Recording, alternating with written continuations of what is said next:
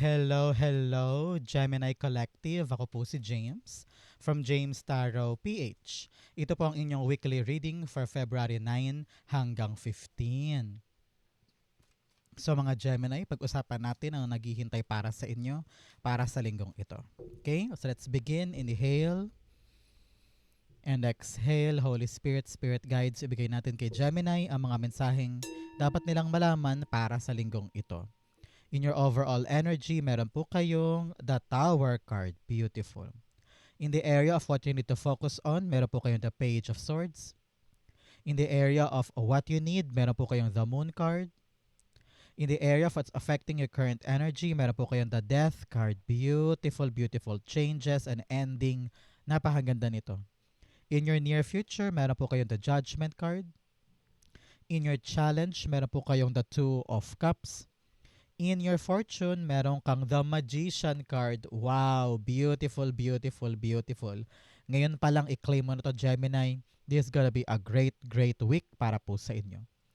In your divine messages, meron po kayong the Four of Cups. At ang outcome nyo po for the week, ito po yun. Mamaya sabay-sabay natin siyang bubuksan sa dulo ng ating reading.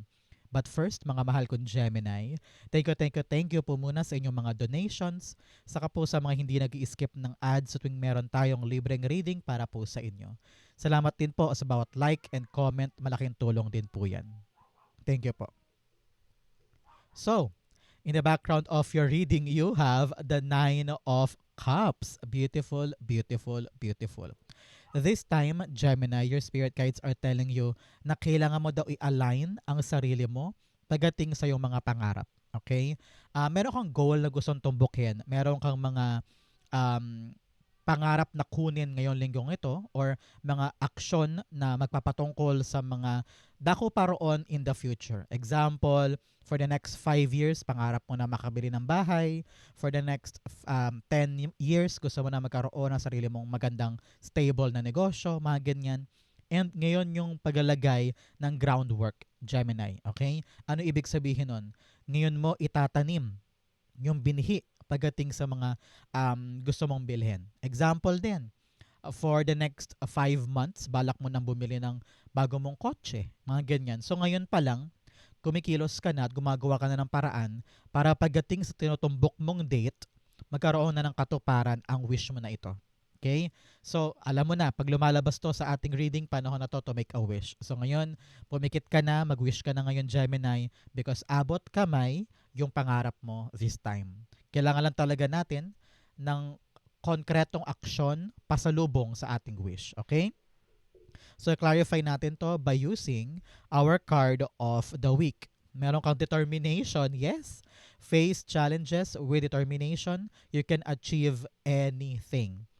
So, sinasabi dito na kung meron kang lakas ng loob, determinasyon, kumpiyansa, ay kayang-kaya mong abutin ito. Example, pangarap mo maging singer. So, dapat meron kang determination na mag-upload ng mga kanta online, mag-audition sa mga pa-contest, no? Kailangan meron tayong ginagawang effort para maabot ito, no?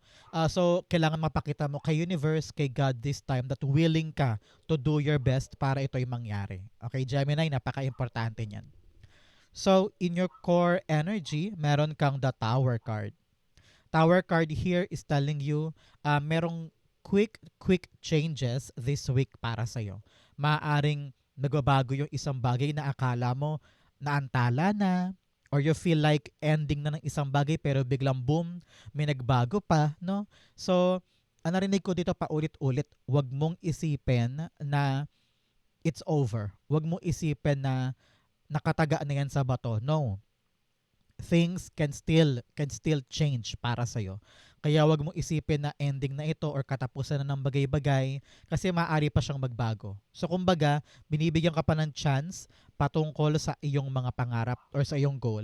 Meron ka pang pwedeng gawin, meron ka pang pwedeng ihabol or pag-iba ng option para ito'y mangyari. Kaya kinakailangan ngayon ng tapang mo, determinasyon para ito'y maganap. Okay?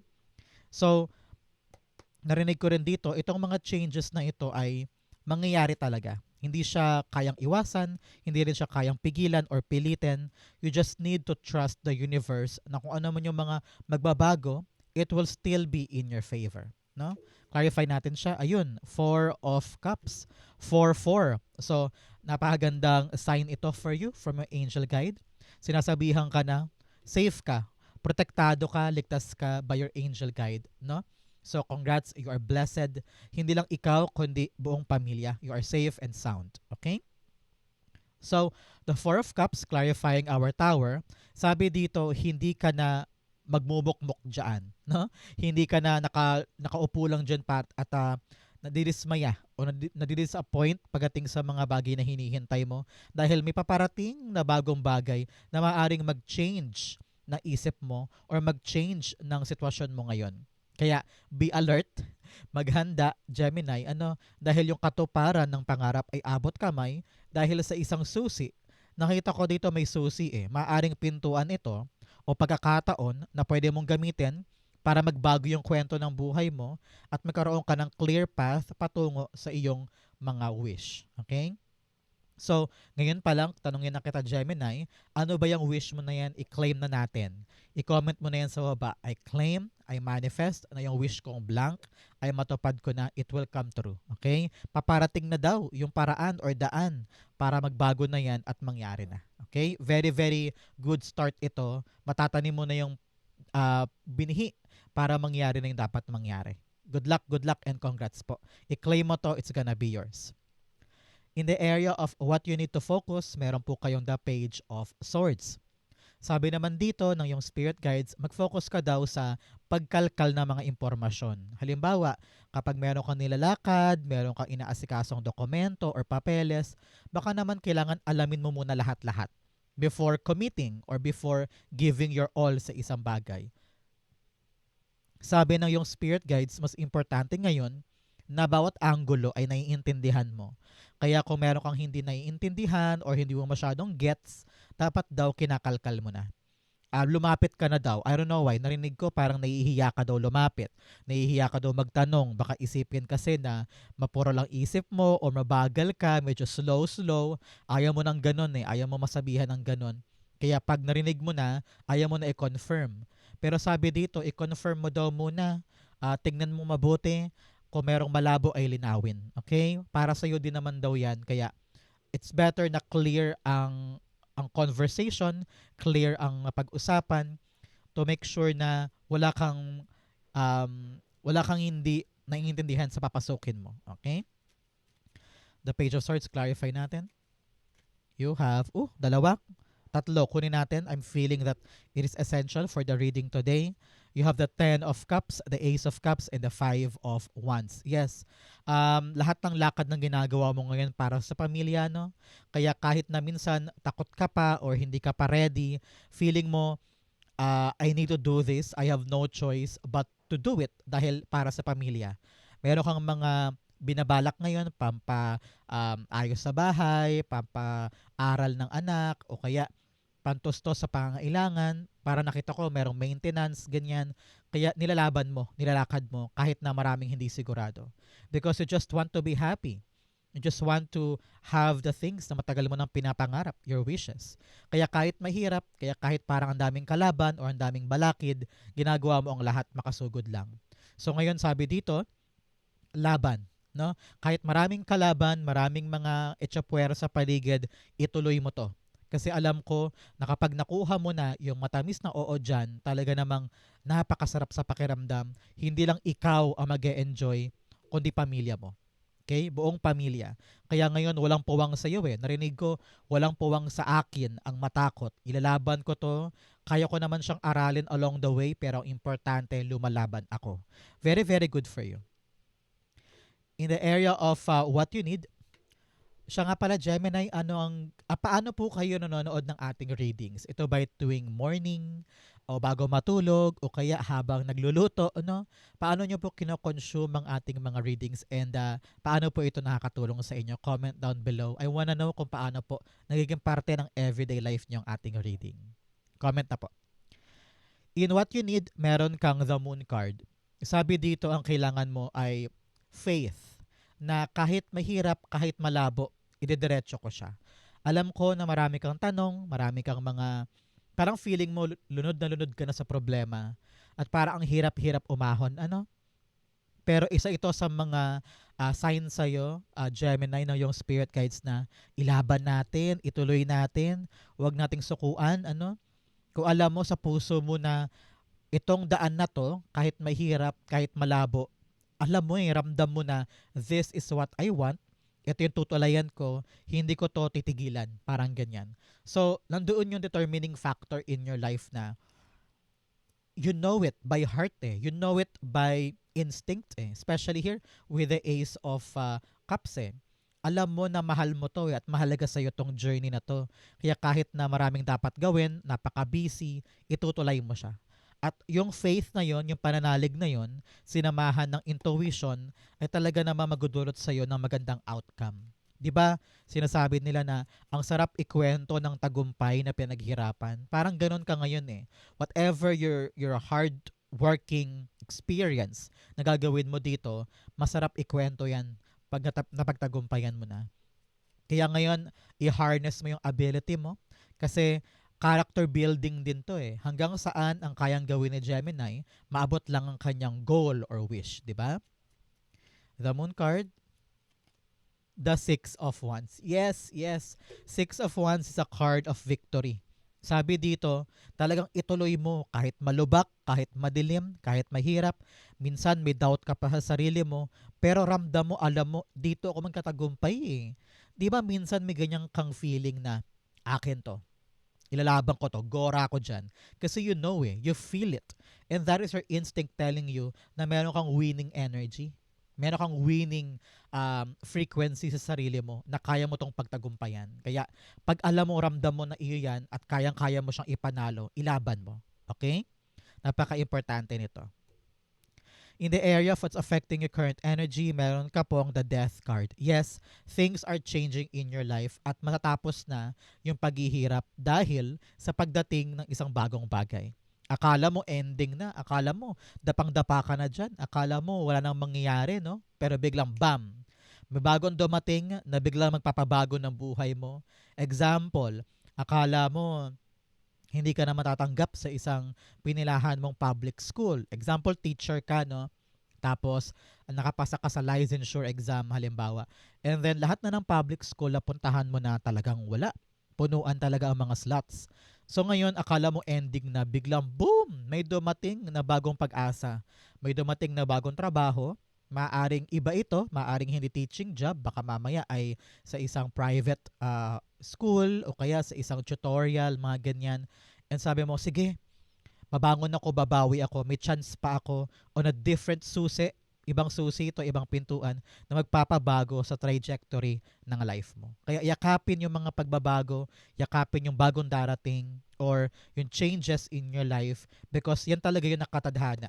At itutulay mo yan sa mga pagkabangon mo. Okay? So clarify natin. The Death card is being clarified by the Knight of Swords. Okay? Sinasabi dito na ayaw mo na magsayang ng oras.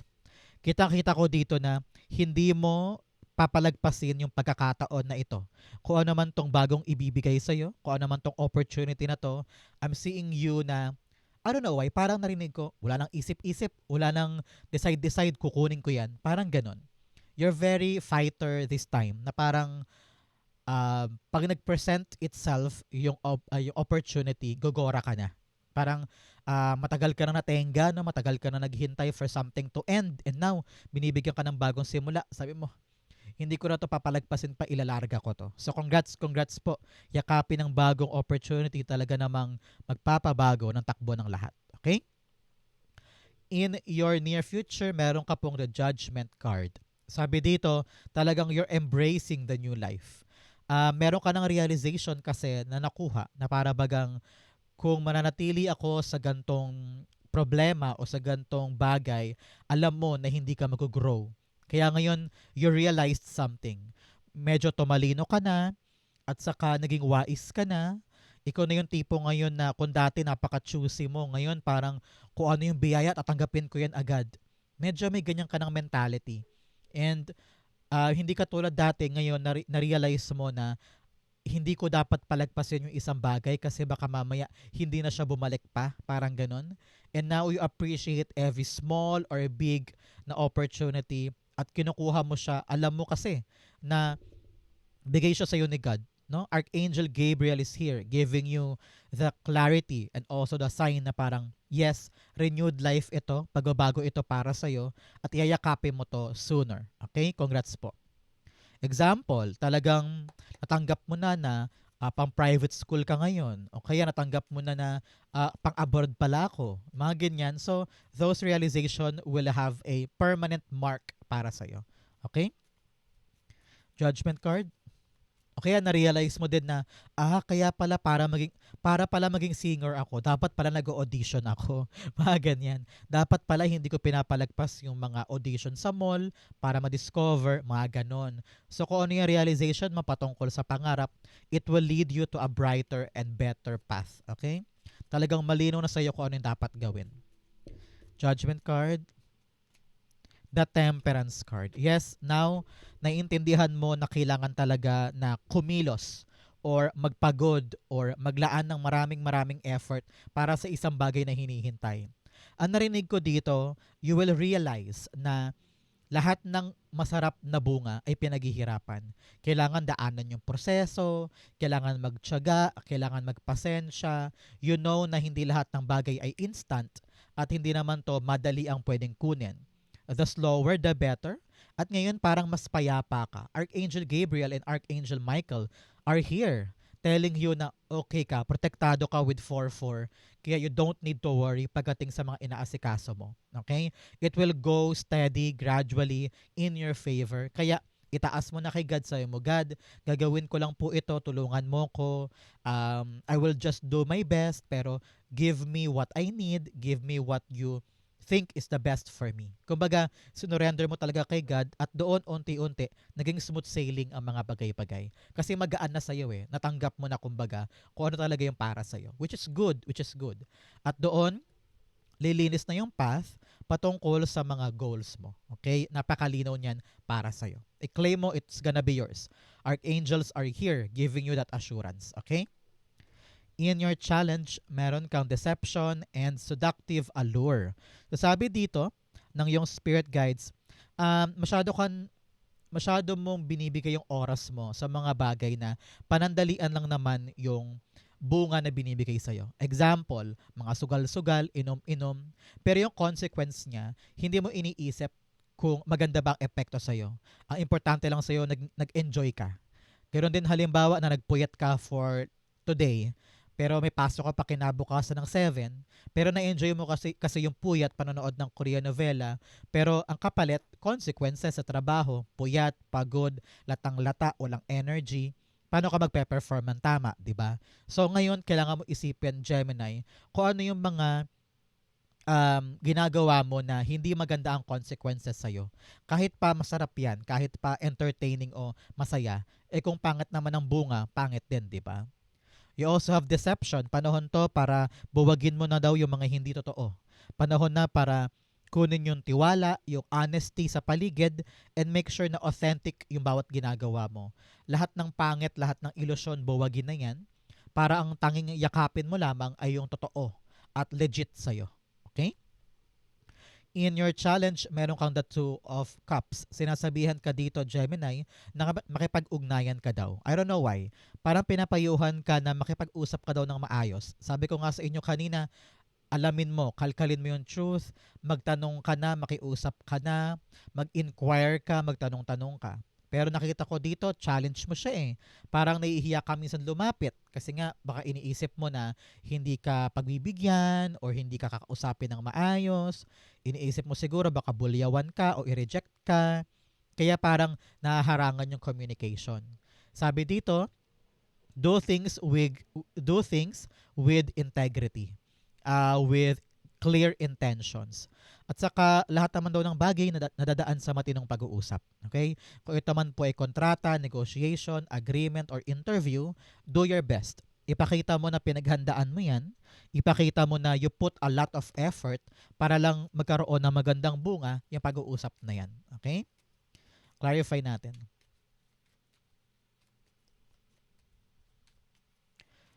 The Two of Cups, the Nine of Wands. Okay, sabi dito, huwag ka daw sumuko ha, tungkol sa isang pag-uusap, tungkol sa isang ugnayan. Ang sabi, ibaba daw ang pride, ibaba daw ang ego. Minsan baka naman ikaw din ang may mali, ikaw din pala ang merong hindi naiintindihan. You need to meet in the middle. Kailangan talaga nag-link kayo, kakaintindihan kayo para walang problema, no? Para makalagpas na kayo diyan. Kung ito man po ay kontrata, negotiation, agreement, or interview, sabi dito, huwag mong sukuan ha. Gawin mo yung makakaya mo. And this time around, maaring manalo ka na. Don't quit, don't back down, fight for this. Okay? In your fortune, meron kang fellow travelers, support is all around you. Yes, kung iniisip mo na mag-isa ka sa laban na to, hindi. May mga taong susuporta sa'yo sa tagumpay mo at saka aagapay sa'yo hanggang sa maipanalo mo yung isang bagay. Okay? You also have watching clouds, lie back, rest, and relax. Sabi dito, kunin mo daw ang pagkakataon para mag-relax, magpahinga, no? Pag kinakailangan magpahinga, gawin yon. Makinig ka daw sa iyong katawan. And sometimes, kailangan alisin mo lagi sa sistema mo yung stress o yung worrisome o kaya yung mga agam-agam mo, no? Pag kailangan magpahinga, kunin mo yan. Chance yan for you to replenish and recharge. Okay? In your fortune, meron kang the Magician card. Napakaswerte mo this time. Meron kang nilalakad, meron kang inaasikaso, meron ka talagang winish na talagang abot kamay daw. Sabi dito, you can do it. You can achieve it. You can manifest it. Ang kailangan lang talaga, kahandaan mo na umaksyon at kunin siya. Kasi lahat naman doon ng tools at skills ay meron ka eh. Kumbaga, kayang-kaya mo to eh. Ang humaharang lang sa'yo dati, yung sarili mo mismo. Na akala mo hindi mo kaya, akala mo imposible. Pero you can change your life for the better. And you have all the knowledge para panghawakan yan. Kaya don't doubt yourself, okay? Nangyayari na, malapit na malapit na. This is also a sign to take action pagdating sa gagawin mo ngayon. Great sign to na simulan na daw, humakbang na daw, and move forward na daw with what you're doing. Kasi kayang-kaya mo siyang i-manifest. Okay? Magician cards being clarified by the Seven of Swords. Yes, tapos na ang pag-iiwas mo, tapos na ang pagtatago mo, no? Marami kang excuses in the past na parang ayoko munang harapin, nakakapagod. Ay, ayoko muna niyan, nakakairita. Ay, saka na lang, marami pa akong ginagawa. Pero ngayon, ramdam ko na ready ka na to face the action, to continue the fight, and make it happen this time. Nakita ko rin na makakaisip ka ng bagong strategy para this time, na pag sumubok ka ulit, planchado na, approve na, okay na. Okay? So ngayon mag-isip ka daw ng makabagong paraan para sure ball na sayong-sayo yung tagumpay ng minanifest mo na ito. So congrats, i-claim mo yan para sa'yo yan. Okay? In your divine messages, meron po kayong work through your fears. Labanan mo daw ang mga takot mo. Naku, walang mangyayari dyan kung puro katakot. Kailangan mo ng determinasyon at fighting spirit para maipanalo ang isang bagay. Okay? You have prosperity lies ahead. Congrats, i-claim mo yan. Meron ka daw prosperity na darating para sa'yo. Kasaganahan at tagumpay at ligaya. Okay? In your divine messages, meron po kayong the Four of Cups. Sinasabi dito, Gemini, na move on din te. Wag mo daw sayangin ang isip mo sa pag-look back o pagtingin sa mga bagay in the past at talagang wala na eh. Hindi ka na masaya eh. Parang feeling mo hindi siya nag-live up doon sa expectation mo at hindi talaga yun ang gusto mo. Naintindihan ko na meron kang mga pagsisisi, meron kang mga hindi mo akalain na gano'n na nangyari, pero kailangan mo daw palayain ang sarili mo dyan at yakapin mo daw itong bagong-bagong bagay na naghihintay para sa'yo. Narinig ko maging receptive ka daw at maging open ka for new things. Sabi ko nga, maging open ka for the changes kasi yung mga pagbabago na yan ay paraan ni God para ibigay sa'yo yung mga bago. No? Kung ang kamay may punong-puno at wala kang chance para umalpas, paano papasok yung ibibigay sa'yo ni God? So you have to let go of something that is not working para pumasok yung talagang karapat-dapat sa'yo. Okay? Four of Cups being clarified by the Moon card. Yes, ngayon, sabi ng yung spirit guides, kapag dumating itong bagong bagay at tinanggap mo, you will realize the answer na parang, kaya pala nawala sa akin yun, kaya pala hindi nangyari yun, kasi ito pala talaga yung para sa akin. Now it makes sense. Parang ganon. It will complete the cycle of your questions and mga inhibitions in the past. Na yung mga nawala, yung mga natanggal, hindi pala talaga para sa iyo yun. And yung binibigay na bago, yan talaga yung paparealize sa'yo na, okay now, gets ko na pugad. Ito pala talaga yung gusto mo para sa akin. So, papasok dyan yung clarity and also kapayapaan sa puso mo. Okay? Outcome mo ito, but first bigyan mo na kita ng fortune cards. You have dog far away, a distant friend is thinking of you. Wow, meron daw po kayong kaibigan somewhere far away na iniisip ka daw ngayon. Kung sino yan, naisip mo siya yan. You have wedge, someone is trying to come between you and a friend or something you want. Meron daw humaharang sa mga gusto mong makuha sa isang kaibigan. Panahon to para maging extra vigilant ka at extra focus ka sa mga bagay na gusto mo para wala nang humarang. You also have tiger doing something risky, taking a chance. Yes, talagang susubok ka na ng bagong strategy, bagong paraan na maaring ikaunlad mo at magkaroon ng victory this time. Okay? You also have pin, new job, and career. Wow. Meron po ba sa inyo naghahangad ng bagong trabaho? This is your sign. I-claim mo to. New job and career is coming. Okay? In your outcome for the week, for February 9 to 15, meron po kayong the 5 of cups. Very good, very good, very good. Talaga namang ikaw ay makakapag-move on na. Parang sabi mo, sige na nga, pabayaan ko na yung mga yan, talikuran ko na. Siguro nga wala na akong aasahan pa dyan. And now nag-pivot ka na, tumitingin ka na, at pinapahalagahan mo na itong mga bagong bagay. Itong mga bagong bagay, akala mo lang mahirap, akala mo lang hindi para sa'yo, pero once na itry mo lang, subukan mo lang, makikita mo na dadalhin ka nito sa katuparan ng fulfillment, satisfaction, at mga wishes mo. Siguro sa simula, on the face value, parang hindi ito yun eh. Parang hindi ito yun eh. Pero give it a chance. Give it a try, no? Para makita mo na tulay ito sa iyong mga pangarap. Okay? Clarify natin. Example, yung nga sabi ko sa inyo, public school teacher ka, walang mapasukan. Ang offering lang ngayon private school. Nakapasa ka na kamo sa licensure, di ba? Bakit pa ako pupunta sa private, public na ako? Pero dahil yan na yung nagbukas, maaring yan talaga yung tulay for a better goal, di ba? So, isipin natin na kung ano yung nakahantad sa ating biyaya, maaring yan talaga yung dulot sa atin ni God. Okay? 5 of Cups. The Hierophant, yes. Kailangan mo talaga ng higher knowledge dito, higher wisdom. Gamitin mo ang utak mo at intindihin mo na maaaring talagang binibigyan ako ng chance ni God for other things. Alam mo, hindi lahat ng tao binibigyan ng chance para magsimula ulit or makahanap ng mga bagong bagay. Now, kapag naiintindihan mo yan, umaangat na yung consciousness mo at naiintindihan mo yung greater purpose ng ginagawa mo ngayon. And here, itong bagong yayakapin mo, nakikita ko na ito talaga yung magpapaangat sa'yo. Mag-excel ka sa bagong yayakapin mo na ito. Okay?